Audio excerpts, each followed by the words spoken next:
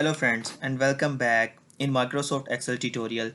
आज के इस ट्यूटोरियल में मैं आपको माइक्रोसॉफ्ट एक्सेल का सबसे इम्पोर्टेंट फार्मूला जो कि वी लुकअप है उसके बारे में बताऊंगा। वी लुकअप एक ऐसा फार्मूला है जो हमारा घंटों का काम सेकंडों में कन्वर्ट कर देता है। इससे पहले मैं एक वीडियो अपलोड कर चुका हूं जिसमें मैं वी लुकअप की डिटेल्स के बारे में डिस्कस कर चुका हूं, और वो इसलिए वीडियो बनाई गई थी कि जब आप इंटरव्यू देने जाएं तो आप वहां पे बता सकें कि वी लुकअप है क्या, और वी लुकअप के बारे में आप अच्छे तरीके से एक्सप्लेन कर सकें। सो काइंडली उस वीडियो को भी ज़रूर जाके वॉच कीजिएगा। इस वीडियो में हम इस वी लुकअप की इम्प्लीमेंटेशन को देखेंगे कि वी लुकअप होता क्या है और हम इसको किस तरीके से लगाते हैं, और इसकी ज़रूरी चीज़ें क्या हैं और इसकी ज़रूरत हमें क्यों पड़ती है। तो आए हम अब इसको स्टार्ट करते हैं। सबसे पहले मेरे पास एक्सेल की एक फ़ाइल है जिसके अंदर मेरे पास 13 डिजिट नंबर के नाम से एक कॉलम अवेलेबल है। इस कॉलम के अगेंस्ट मुझे डिपार्टमेंट डिटेल्स रिक्वायर्ड हैं। अब ये जो डिपार्टमेंट डिटेल्स हैं ये मुझे एक और फाइल के अंदर अवेलेबल हैं, और उस फाइल में से मैं इन डिटेल्स को निकालूंगा।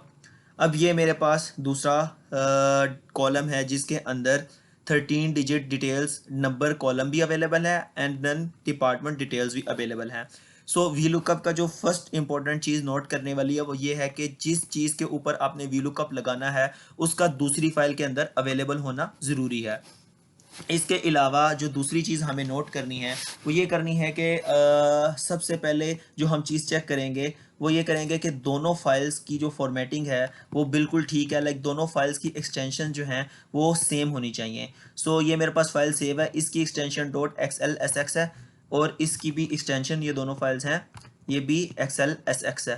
तो ये चीज़ बहुत ज़रूरी है कि दोनों फाइल की एक्सटेंशन सेम हो। बहुत से केसेस में ऐसा होता है कि हम लोगों की फाइल की एक्सटेंशन डिफरेंट होती हैं, और जब हम वी लुकअप लगाने लगते हैं तो वो हमें नहीं लगाने देता।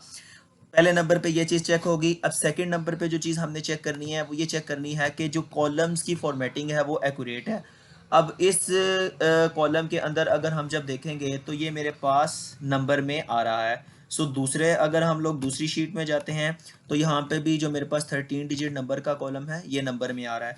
एक इंपॉर्टेंट चीज़ नोट कर लीजिएगा कि सम टाइम क्या होता है कि जब हम कोई इंटरनेट से फ़ाइल डाउनलोड करते हैं या कुछ इस तरह की फ़ाइल डाउनलोड करते हैं तो उसमें क्या होता है, हमारे पास कॉलम्स जो हैं उसके ऊपर हिडन चीज़ें अवेलेबल होती हैं, हिडन करैक्टर्स लगे होते हैं, जिसकी वजह से हमारी फ़ाइल की फॉर्मेटिंग तो एक्यूरेट हो जाती है लेकिन वो फिर भी हमें वी लुकअप लगाने नहीं देता।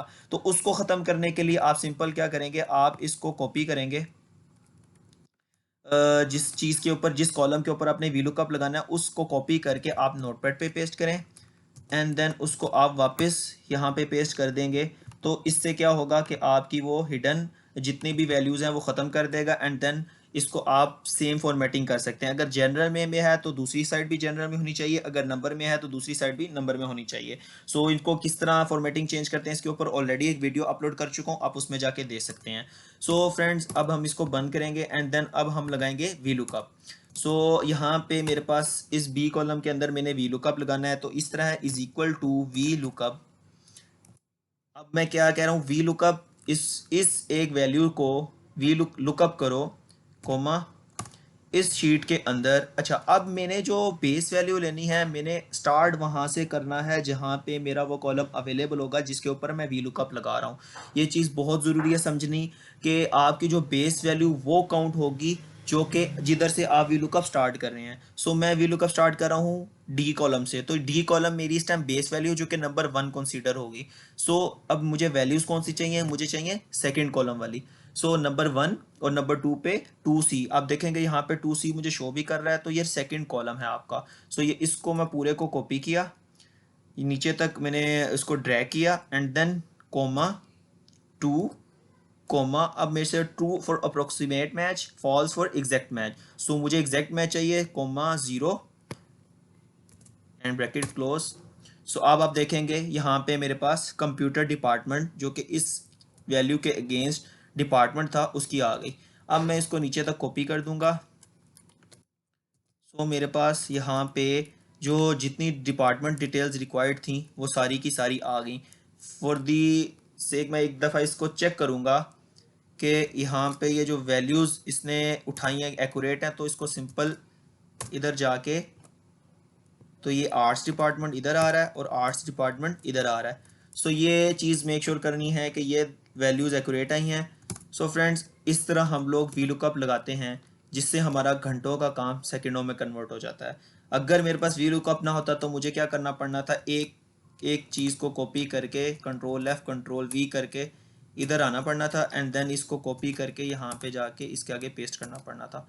सो ये इस तरह एक एक करके काम, ये जब जो ऑफिस के लोग हैं जो वीलू का यूज़ करना चाहते हैं और जो इस तरह छोटी छोटी चीज़ों पे काम कर रहे थे, उनके लिए बहुत इंपॉर्टेंट है। और मैंने ऑलरेडी काफ़ी ट्यूटोरियल यूट्यूब पे देखे हैं, तो काफ़ी डिफ़िकल्ट तरीके से लोगों ने इसको एक्सप्लेन किया हुआ है।